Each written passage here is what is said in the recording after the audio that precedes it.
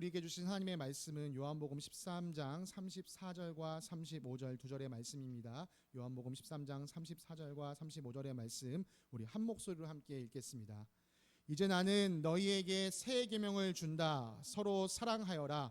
내가 너희를 사랑한 것 같이 너희도 서로 사랑하여라. 너희가 서로 사랑하면 모든 사람이 그것으로써 너희가 내 제자인 줄을 알게 될 것이다. 아멘. 자리에 앉으시겠습니다. 샬롬. 주님의 평강이 사랑하는 형제자매님들의 삶에 가득 넘치시기를 간절히 기도합니다. 참 오늘 이 주님의 날을 맞이하여서 사랑하는 형제자매들이 한자리에 모여서 하나님을 예배할 수 있다는 것이 제게는 정말 큰 기쁨이 됩니다. 여러분에게도 이 사실이 큰 기쁨이 되시길 간절히 바랍니다. 그런 의미에서 우리에게 이런 큰 기쁨을 허락하신 우리 하나님 아버지 앞에 늘 감사하는 삶을 살기를 또한 원합니다.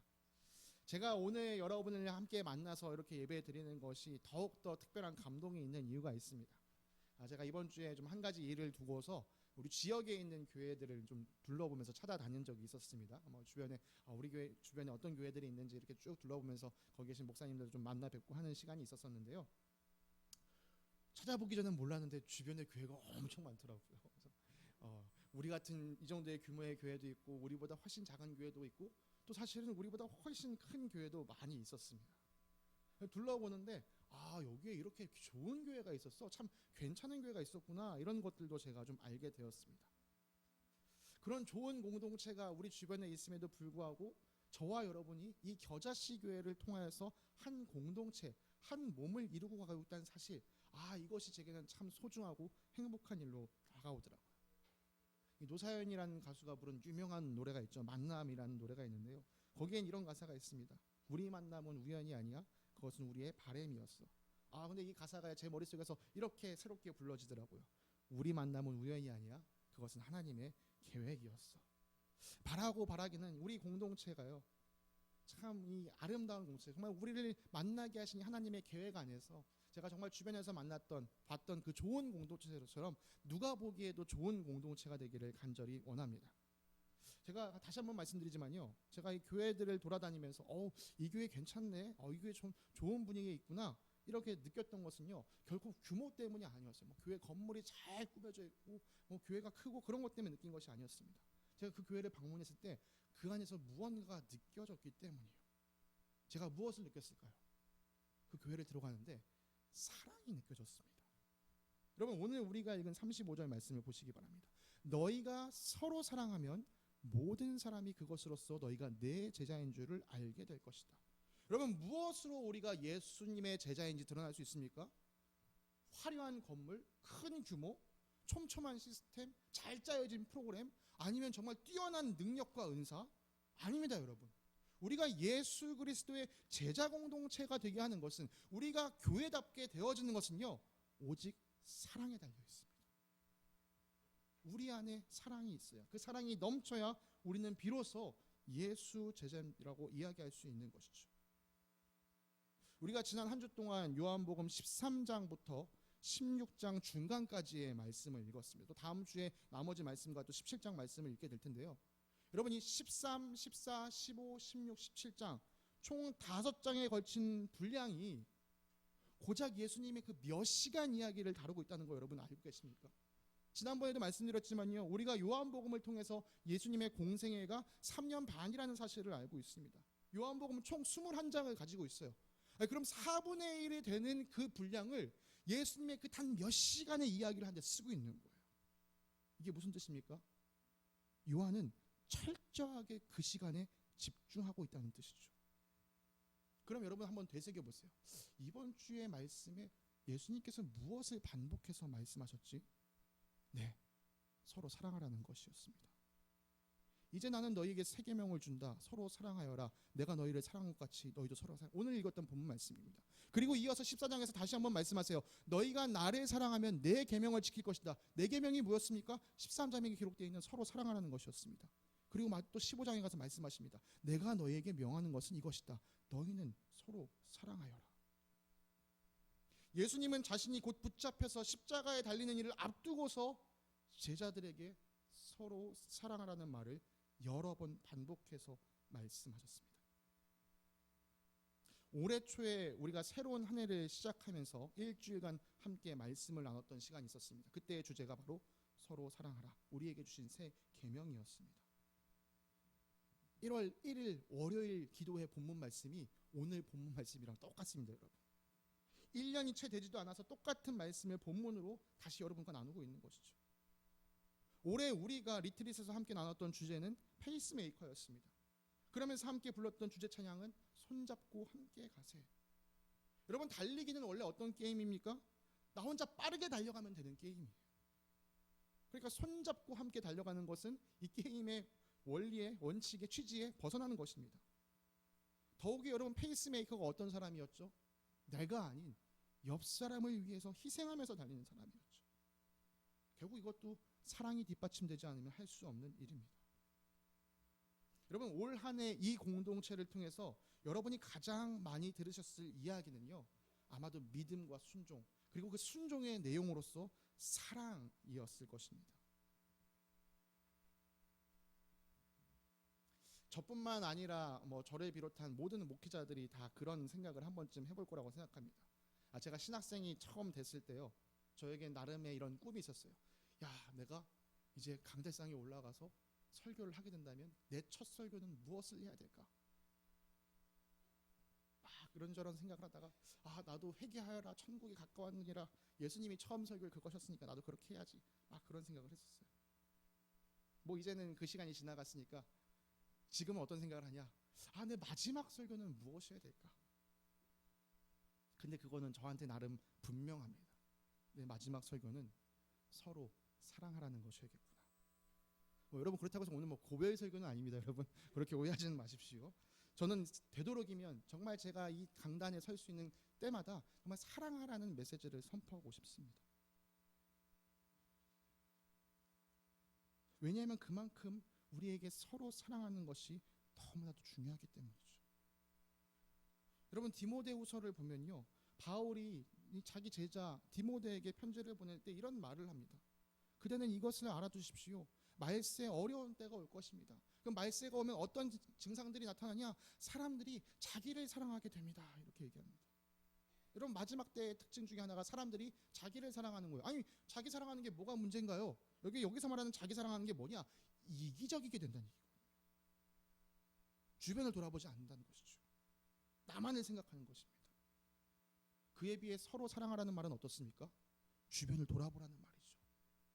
나를 사랑하는 것이 아니라 옆에 있는 사람을 사랑하라는 것이죠. 이타적인 것입니다. 여러분, 마지막 때가 가까워질수록 세상은 이기적으로 변할 것입니다. 제가 정말 경계하고 싶은 것은요, 이 세상의 물결이 파도같이 교회 안에 밀려 들어오는 것이에요. 그래서 교회 안에서도 이기적인 사람들이 생겨나는 걸, 저는 이걸 정말 경계해야 된다고 생각합니다. 마지막 때가 가까울수록 우리가 지켜야 할 정말 소중한 것이 있다면 서로 사랑하는 것입니다. 이것이 우리 안에 준비되어 있지 않으면 이 이기주의의 흐름이 교회 안으로 스며들 것입니다. 그렇게 교회가 이기적으로 변해버리면 세상은 우리가 예수님의 제자인 것을 알지 못하게 되겠죠. 우리가 예수님 제자답지 못한다면 교회로서 존재할 이유도 없습니다. 그래서 여러분, 저는요, 되도록이면 정말 이 자리에서 여러분들과 함께 서로 사랑합시다 이야기를 많이 나누고 싶어요. 여러분, 제가 그 얘기를 나눌 때 뭐야, 우리가 너무 사랑을 안 한다고 생각하나? 여러분, 그렇게 오해하지 마십시오. 우리가 정말 계속 중요하게 생각해야 될 건 서로 사랑하는 거구나, 이렇게 받아주시면 감사하겠습니다. 여러분, 아까 말씀드린 것처럼 우리는 이미 이 연초에 서로 사랑하자라는 이야기를 나누면서 우리가 어떻게 서로 사랑해야 하는가, 그 자세와 태도에 대해서 5가지를 이야기를 나눴습니다. 혹시 그 5가지가 기억나시는 분이 있으실까요? 순서에 맞지 않더라도 그 중에 하나라도 기억나는 게 있다면 괜찮습니다, 여러분. 사실 알고 계신데 입 밖으로만 지금 안 꺼내고 계신다는 걸 제가 또 알고 있습니다. 여러분, 제가 뭘 함께 나눴었냐면요, 동감하기, 그 다음 겸손하기, 그 다음 충고하기, 용서하기, 헌신하기, 이 5가지를 나눴었습니다. 그 당시에는요, 이 5가지 내용을 성경 곳곳을 찾아가면서 이렇게 사랑해야 하는구나에 대해서 이야기를 나눴는데요, 오늘 우리는요, 이 요한복음 말씀에 국한해서 요한복음 말씀 안에서 서로 사랑하는 것이 무엇일까, 특별히 예수님의 삶을 보면서 함께 나누기 원합니다. 여러분, 우리가 오늘 읽은 성경 말씀 보니까요, 예수님께서 이렇게 말씀하셨어요. 이제 나는 너희에게 새 계명을 준다. 서로 사랑하여라. 근데 그냥 서로 사랑하는 게 아니에요. 내가 너희를 사랑한 것 같이. 우리의 사랑의 모습은 예수님을 닮아 있어야 하는구나. 그래서 오늘은요, 예수님께서 제자들을 어떻게 사랑하셨는가에 집중하기 원합니다. 첫 번째는요, 섬김입니다. 오늘 우리가 읽은 성경 본문 말씀, 여러분 이 말씀은요, 아까도 말씀드린 것처럼 예수님께서 잡히시기 전에 제자들과 만찬을 나누시던 그 자리에서 나눴던 이야기예요. 그래서 그 이야기의 흐름을 우리가 한번 쭉 정리해 봐야 합니다. 우리가 오늘 읽은 본문 말씀 앞에 예수님이 어떤 일을 하셨습니까? 제자들의 발을 닦아주셨어요. 제자들의 발을 다 닦아주신 다음 예수님 말씀하십니다. 주이며 선생인 내가 너희의 발을 씻겨주었으니 너희도 서로의 남의 발을 씻겨주어야 한다. 제가 요즘 이 설교를 하면서 예화로서 군대 생활 이야기를 좀 많이 하는데요, 참 그때는 그렇게 힘들었던 군 생활이 이렇게 좋은 예화가 된다는 것을 보면서 정말 하나님의 일하시는 대단하시구나, 하나님은 합력하여 선을 이루시는구나, 이런 걸 생각해 봅니다. 여러분, 군대는요 철저하게 계급사입니다. 물론 지금은 제가 다녀왔을 때보다 시간이 많이 흘렀기 때문에 많이 변했겠지만요, 그 안에서는 모든 것이 계급으로 이루어집니다. 무엇까지도 계급으로 이루어져 있냐? 청소하는 모습까지도 계급으로 탁탁 구분되어져 있어요. 제일 막내, 제일 낮은 이등병은요, 더러운 손걸레를 잡습니다. 손걸레를 직접 손으로 빨고 그걸로 이렇게 합니다. 이제 계급이 한 단계 올라가서 일병이 되잖아요. 그럼 손에 물 안 묻혀도 됩니다. 빗자루를 쓸 수가 있거든요. 그보다 한 단계 높아지면요, 상병이 되면요, 대걸레를 씁니다. 그럼 빗자루는요, 자루가 짧아서 허리를 숙여야 되는데요, 대걸레는 자루가 길어서 허리를 안 숙여도 됩니다. 상병이 되면 이렇게 편해져요. 병장은 그럼 무엇으로 청소하냐? 입으로 청소합니다. 야, 저기 더럽다. 야, 여기 치워라. 네, 그러면 청소가 완료가 됩니다.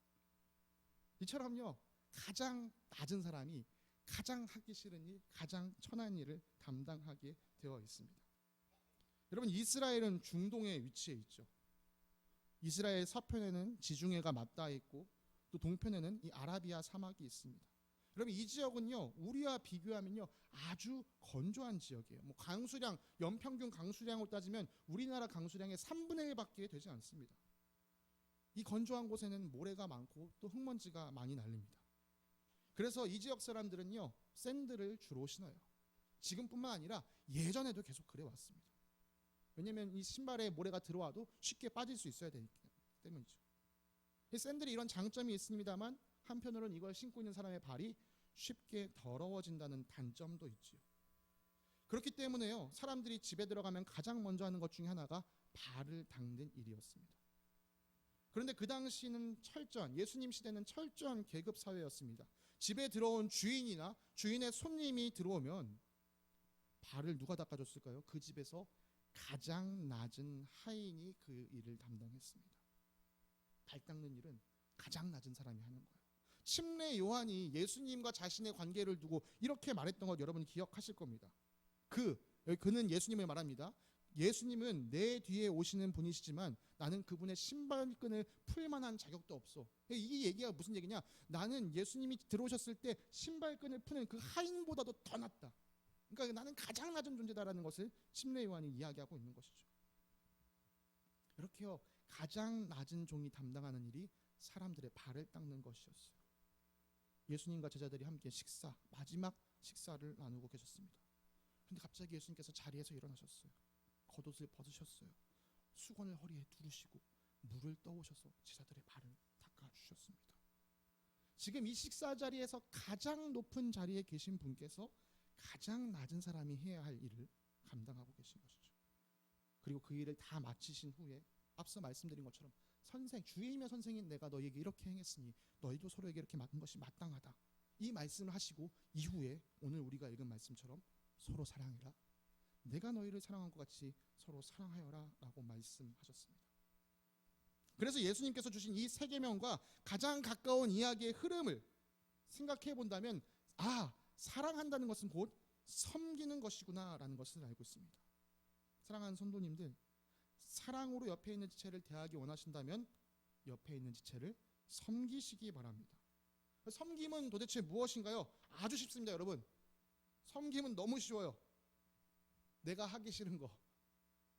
누군가는 해야 되지만 내가 하기 싫은 그 일을 하면 여러분 섬기는 것이 됩니다.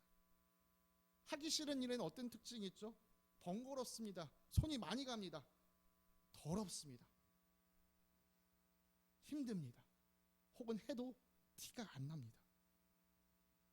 그러나 공동체를 위해서는 누군가 그 일을 해야 돼요. 여러분, 그것을 내가 나서서 하는 것이 곧 섬김입니다. 제가 굳이 일일이 이름을 호명하지 않겠습니다. 여러분, 이 공동체가 공동체다울 수 있도록, 우리가 예배 후에 교제를 나눌 수 있도록 많은 분들이 식사를 준비하는 일에 동참해 주시고 섬겨주고 계십니다. 손 가는 일이죠. 귀찮은 일이죠. 그러나 그걸 묵묵히 감당해 주시는 분들이 계세요. 식사 교제가 끝나고 나면 어떻습니까? 또 그것을 다 뒷정리하는 일에 또 정말 묵묵히 섬기시는 분들이 계십니다. 여러분, 이게 공동체를 섬기는 아름다운 모습이죠. 지난주에 저희가 보니까 저 식세기 사용하는 법에 대해서 막 고민하시는 모습을 보시면서 어떤 분이 현중 목사님이 없으니까 이게 불편하네. 현중 목사님 듣고 계시죠? 네, 빨리 돌아와서 저거 다시 한번 인수인계 해주셔야 될 것 같습니다. 네, 이렇게요. 알게 모르게 공동체를 위해 헌신하시는 분들이 계세요. 여러분, 가정교회의 리더십을 이야기할 때는요, 항상 섬기는 리더십에 대해서 이야기합니다. 목장에서는 목자와 목녀님이 섬기고요, 이 교회 안에서는 저 같은 목사, 담임 목사가 가장 낮은 자리에서 섬겨야 한다라는 것을 많이 이야기하죠. 안타깝게도 주변에 있는 교회들을 돌아보면요, 그 모습이 뒤집혀 있는 경우를 많이 봐요. 어떤 목사님들은 섬김 받는 것에 익숙해져서 대우받기를 원하시는 분들이 계시고, 또 우리는 침례 교회이기 때문에 장로라는 직분이 없습니다만, 이 장로라는 직분이 있는 교회에서는 장로가 무슨 벼슬이라도 된 것처럼 교회에서 이렇게 목을 꼿꼿이 세우시는 분들이 계십니다. 아마 예수님이 그런 분들을 만나면 진짜 의아하게 여기실 거예요. 내가 섬기라고 분명 얘기했는데 왜 얘들은 그러고 있지? 그러니까 여러분, 부디 제가 여러분에게 여러분과 더불어 건강한 목사로 살아갈 수 있도록 이 섬김의 기회를 허락해 주시길 부탁드립니다. 물론 저에게 맡겨진 가장 중요한 섬김은 오늘 이 자리에서 서서 섬기는 것처럼 말씀으로 섬기는 것, 또 여러분을 위해서 기도하는 것이 가장 중요한 섬김이겠죠.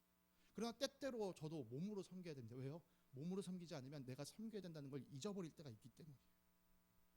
허락하신다면 오늘 설거지 조에 저를 꼭 넣어주시기 바랍니다.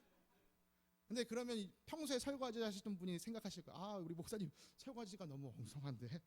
그러면 좀 모자라도요, 이해해 주시고 양해해 주시면 감사하겠습니다. 왜요? 그게 예수님께서 보여주신 사랑의 두 번째 모습, 인내였기 때문입니다.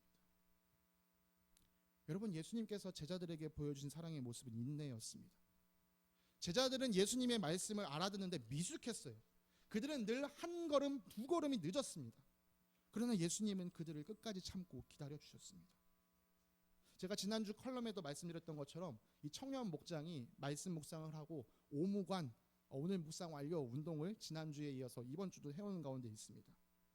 지난주에 우리 혜빈 목녀님께서는 또 오무관을 하시면서 그 말씀에서 느꼈던 걸 짧게 청년들에게 나눠주신 부분들이 있었는데요.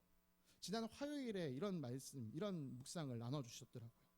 주님께서 잘 깨닫지 못하는 저에게 참 답답하실 것 같은데 한결같이 따뜻하신 예수님의 음성을 깊이 마음에 담고 하루를 시작합니다.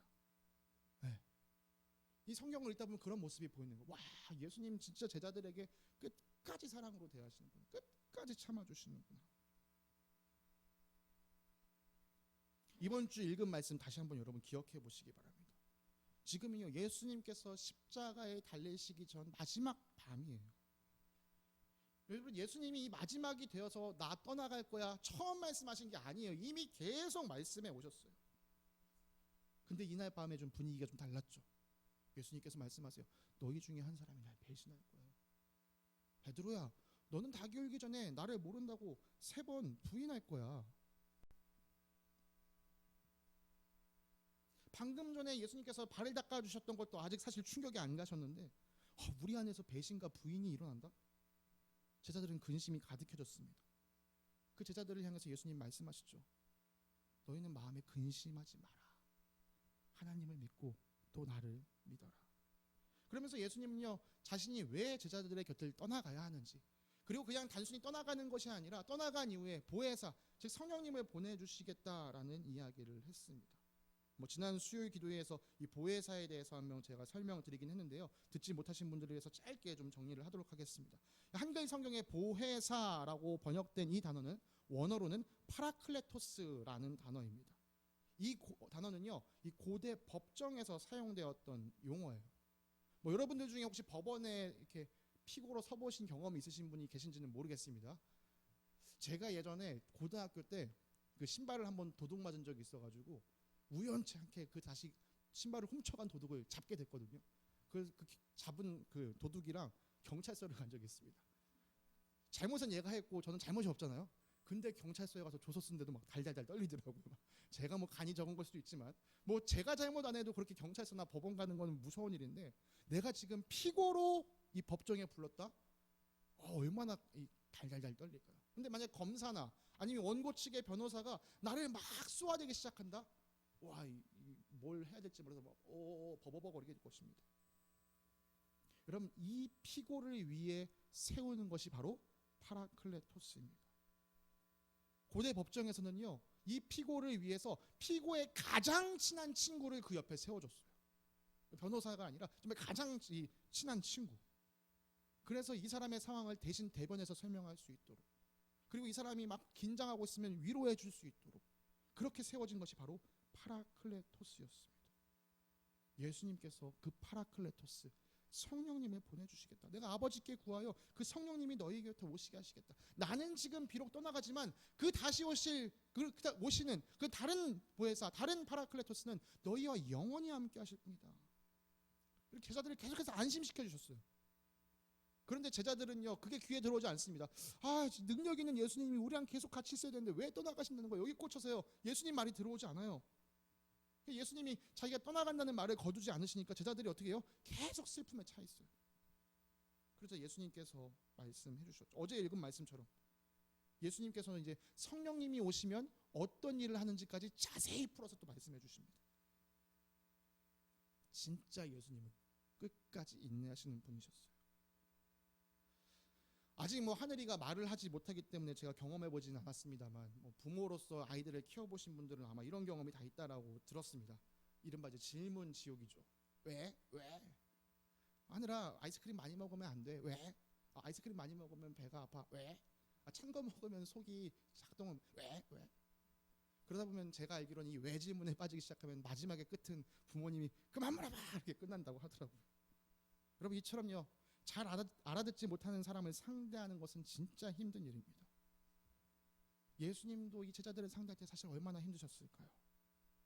그런데 예수님의 이야기들을 잘 살펴보면요, 예수님은 정말 인내하시면서 가르쳐 주십니다. 알아듣지 못하는 것 때문에 제자들에게 화내지 않으세요. 제자들이 믿지 않은 것 때문에는 화를 내시지만 이 알아듣지 못하는 것 때문에 화내지 않으십니다. 그분은 늘 온유하게 인내하심으로 기다려 주셨습니다. 우리가 아까 잠시 이야기했던 이야기, 이 예수님께서 마지막 날 밤에 베드로에게 네가 날 부인할 것이야 이렇게 이야기한 이야기를 잠깐 다뤘었는데요. 이 이야기를 누가복음에서는 좀 더 상세하게 다룹니다. 누가복음에서는요, 예수님께서 베드로에게, 시몬에게 이렇게 말씀하십니다. 시몬아 시몬아 보아라, 사탄이 밀처럼 너희를 체질하려고 너희를 소나기에 넣기를 요구하였다.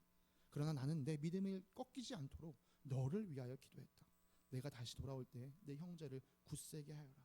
예수님은 베드로가 자신을 부인할 것을 아시면서도 베드로야, 근데 내가 너를 위해 기도해.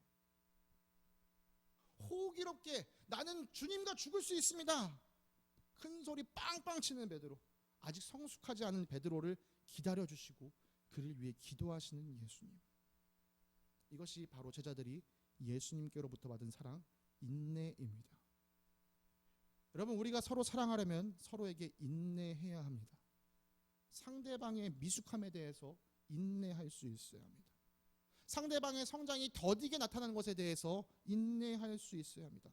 여러분, 목장에서 나눔 하시다 보면 아마 그런 느낌 받으실 때가 있을 거예요. 이분은 지난주에 얘기했던, 지지난주에 얘기했던 그 똑같은 문제를 오늘도 얘기하고 있네. 여러분, 그때 혹여나 여러분 마음가운데 이 사람은 언제까지 계속 이 문제 때문에 이렇게 고민하고 살 거야?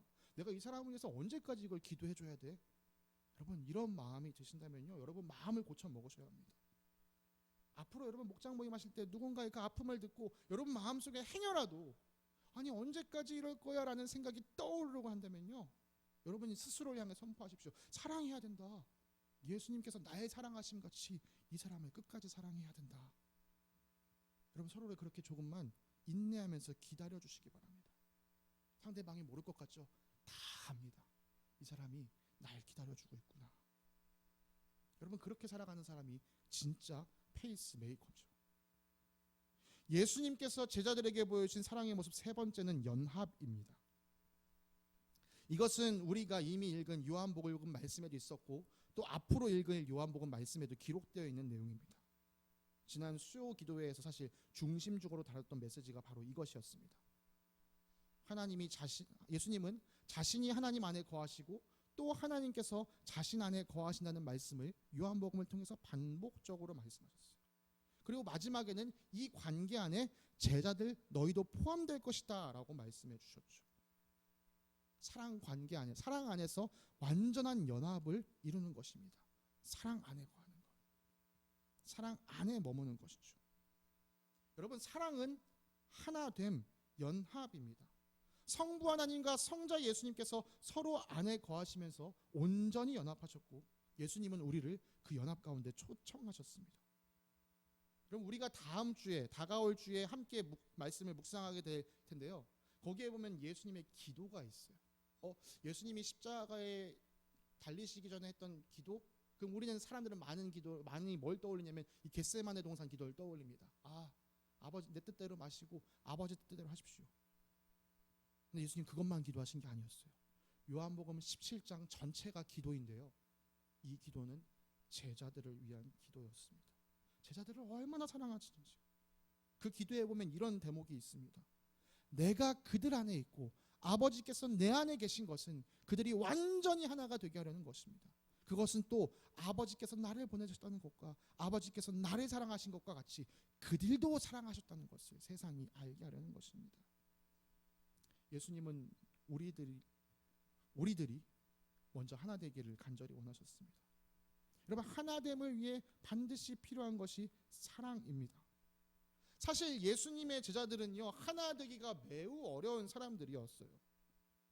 정말 가지각색의 사람들이 모였었거든요. 마태복음을 기록한 마태, 레위라고도 불렸던 이 사람은 세관에서 일했던 세리였습니다. 또 예수님의 제자 중에 한 명이었던 시몬이라는 사람은 열심당원이었어요.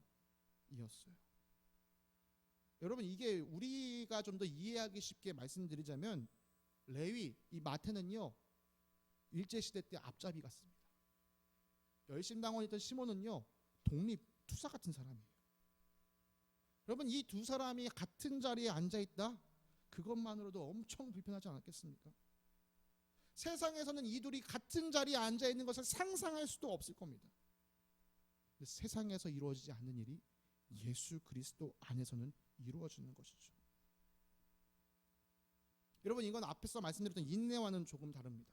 인내는 상대방의 미성숙함을 기다려주는 성숙한 나의 태도라고 한다면 이 연합은 뭐예요? 아예 서로 다른 거예요. 누가 성숙하고 미성숙하고의 차원이 아닙니다. 그냥 서로 다릅니다. 그 다른 것을 함께 품어가는 것이죠. 예수님은 자신을 통해서 우리와 하나님이 연합되게 하셨을 뿐 아니라 서로 다른 우리를 연합시켜 주셨습니다.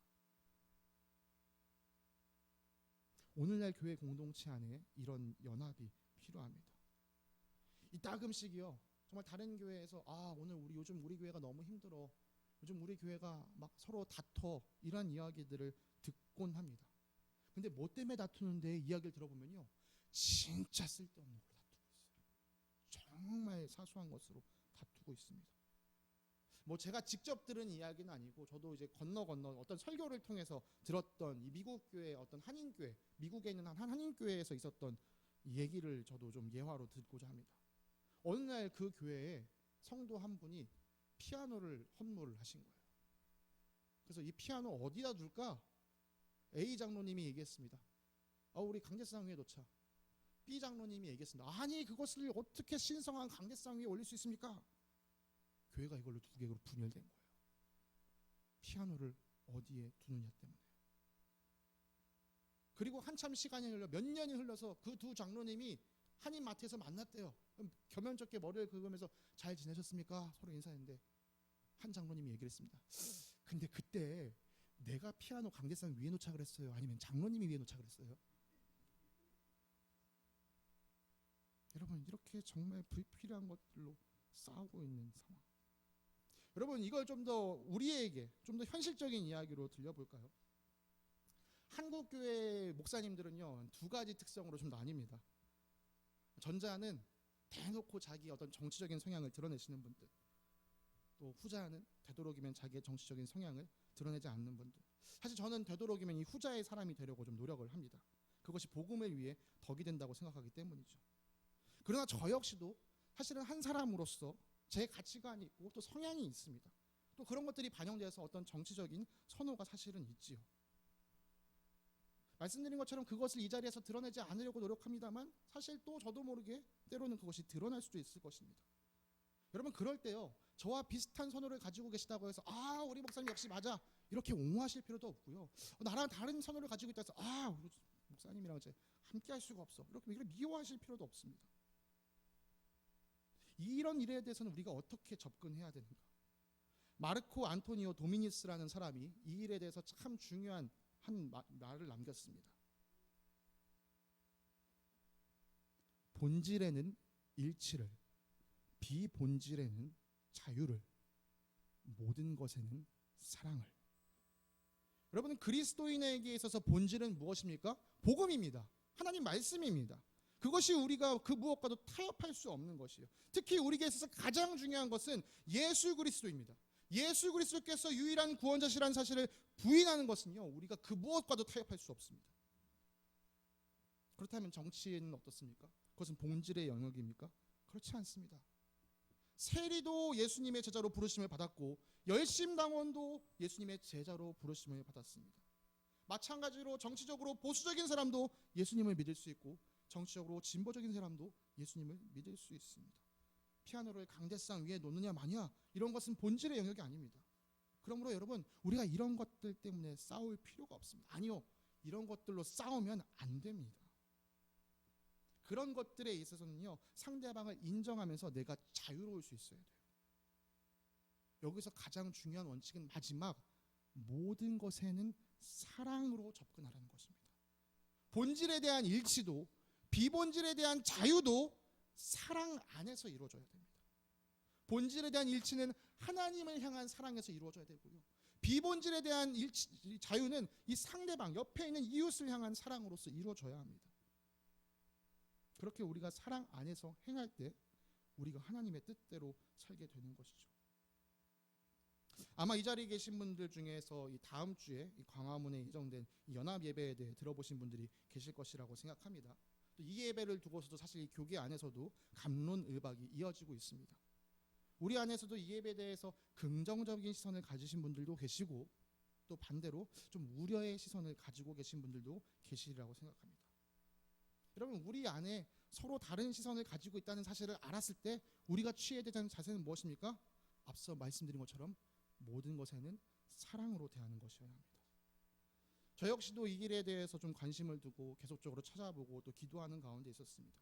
이 예배를 강력하게 권고하시는 분들의 그 마음, 그 취지와 뜻도 이해를 하겠고 또 이것을 두고 우려하시는 분들의 그 우려하는 마음도 충분히 이해가 갔습니다. 사실 왜냐하면 제 마음 안에도 이 두 가지 마음이 공존했기 때문이죠. 그래서 이렇다 할 속 시원한 답을 참 찾기가 쉽지 않았습니다. 그런데 지난 금요일에 널리 알려진 교회죠, 분당 우리교회 이찬수 목사님께서 이 예배에 관해서 한 말씀을 올리셨더라고요. 이분 하시는 말씀을 들어보는 순간 그래, 내가 지금까지 듣고 싶었던 이야기가 이거였구나 라는 것을 좀 이해할 수 있었습니다. 제가 예배 후에 그 영상을 좀 공유해드리기 원하는데요, 물론 이 올라온 영상의 제목이나 또 이찬수 목사님께서 하시는 말씀의 결론을 보자면 우리가 함께 모여 예배드립시다 이것이지만요, 그렇다고 해서 제가 오늘 이 자리에서 여러분 우리가 다음 주에 모두 광화문으로 가야 됩니다 이렇게 말씀드리는 것은 아니에요. 여러분, 부디 인내심을 가지고 나중에 꼭 그 영상을 한번 보시기 바랍니다. 이분이 말씀하시는 것 안에서 우리가 본질에는 어떻게 일치를 이루지, 비본질에서는 어떻게 우리가 자유할 수 있지, 이것을 여러분 발견하실 수 있을 거예요. 그래서 우리가 정말 사랑 안에서 하나 되기를 원합니다. 마지막으로 무엇보다 예수님께서 우리에게 보여주신 사랑은 헌신이었습니다. 여러분, 이것에 대해서는 제가 많은 말을 할 필요가 없습니다. 예수님께서 자기 자신을 선한 목자로 소개하시면서 자기는 자기 양들을 위해 목숨을 내놓는다라고 말씀하셨습니다. 그리고 우리가 함께 살펴볼 요한복음의 결론처럼 예수님은 십자가를 통해 그 완전한 헌신을 우리에게 보여주셨습니다. 만약 예수님이 자기 자신을 더 사랑하는 그 이기적인 사람이었다면, 그래서 우리를 위해 십자가를 지지 않으셨다면 오늘 교회는 존재하지 않았을 겁니다. 아마 이곳에 있는 우리 대부분이요, 서로가 서로를 모른 채 살아갔을 겁니다. 그랬다면 제가 설교 맨 처음에 말씀드렸던 것처럼 여러분과 함께 하나님을 예배하는 이 기쁨을 누리지 못했을 것이죠. 그러나 우리 예수님께서는 자기 자신을 사랑하는 이기심보다 우리를 먼저 사랑하시는 마음으로 가득하신 분이셨습니다. 그래서 그분은 우리를 위해 십자가를 지셨고 또 교회의 머리가 되셨습니다. 여러분, 헌신, 예수님께서 자기 자신의 몸을 내어주심으로 말미암아 우리가 한 몸이 되어 예수님의 몸이 되었습니다.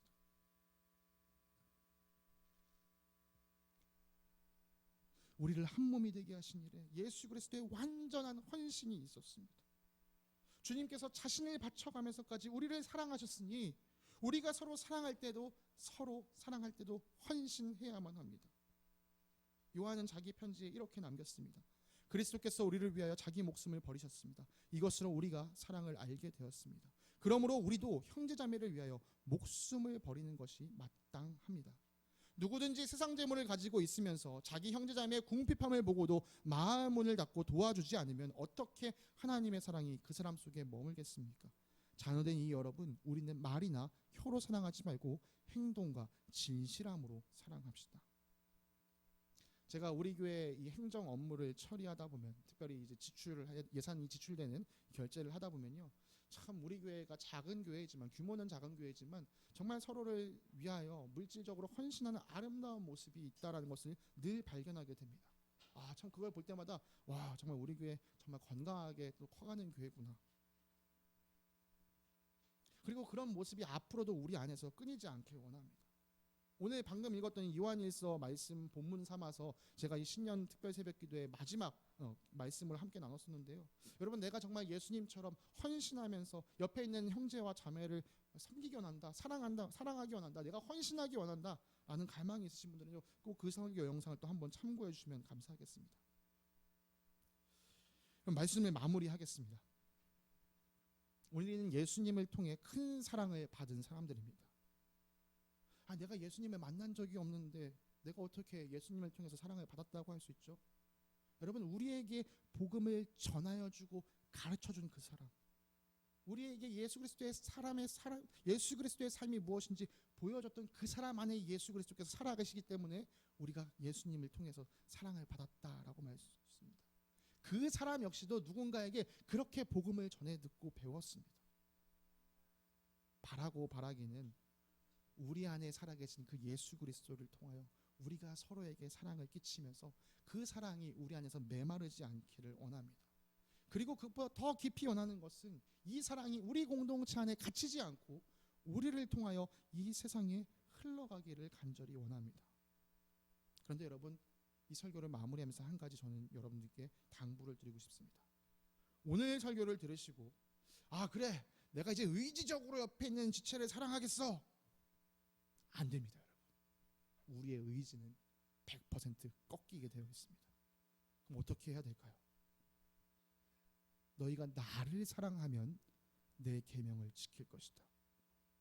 여러분, 서로 사랑하라는 예수님의 계명을 지키기 원하신다면 여러분이 해야 할 첫 번째 일은 예수님을 더욱 사랑하는 것입니다. 예수님을 더욱 사랑하면 자연스럽게 여러분은 예수님의 계명을 따르고 싶어지게 됩니다. 여러분, 예수님과 우리의 사랑 관계는 우리에게서 시작하지 않았습니다. 예수님의 십자가로부터 시작이 되었습니다. 그러므로 여러분이 예수님을 사랑하기 원하신다면 예수님께서 여러분을 어떻게 사랑하셨는지 더욱 깊이 묵상하시기 바랍니다. 여러분, 순서를 잊지 마세요. 예수님의 사랑을 더욱 깊이 누리시고 그 다음 나도 예수님을 사랑하겠다라고 고백하시고 비로소 우리가 서로 사랑하며 살 수 있게 되는 것입니다. 이곳에서 예배드리는 모든 분들이 예수님의 사랑을 듬뿍 누리면서 예수님을 향한 사랑을 고백하면서 서로 사랑하고 또 그 사랑을 세상에 흘려보내는 예수 그리스도의 제자 되시기를 간절히 소망합니다. 함께 기도로 예배를 마치도록 하겠습니다. 사랑의 하나님 아버지, 감사합니다. 요한복음 말씀을 통하여 예수님께서 제자들에게 남기고자 하셨던 가장 중요한 메시지, 그 계명이 무엇인지 알게 하여 주시니 참 감사합니다. 십자가를 앞두고 있는 가장 긴박한 그 시간에 제자들에게 서로 사랑하는 말씀을 주신 예수님, 이 말씀의 무게를 오늘 우리가 다시 깨닫습니다. 서로가 서로를 주님께서 사랑하심 같이 사랑하는 저희 공동체 되게 하여 주시옵소서.